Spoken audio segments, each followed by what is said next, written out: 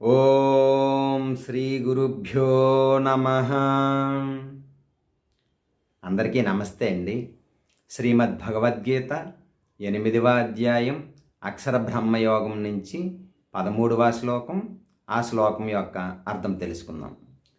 ఓమిత్యేకాక్షరం బ్రహ్మ వ్యాహరన్ మామనుస్మరన్ యప్రయాతి త్యజన్ దేహం సయాతి పరమాం గతిం. ఇప్పుడు ఈ శ్లోకం యొక్క అర్థం తెలుసుకుందాం. ఈ యోగ సాధనలో నెలకొని అక్షరాల దివ్య సమూహమైన పవిత్ర ఓంకారమును జపించిన తరువాత మనిషి దేవదేవుడనైన నన్ను తలచి తన దేహమును త్యజిస్తే నిశ్చయముగా ఆధ్యాత్మిక లోకాలను చేరుకుంటాడు. విన్నారు కదండి ఈ శ్లోకం యొక్క అర్థం. రేపు మరొక శ్లోకంతో మళ్ళీ కలుసుకుందాం. హరే కృష్ణ.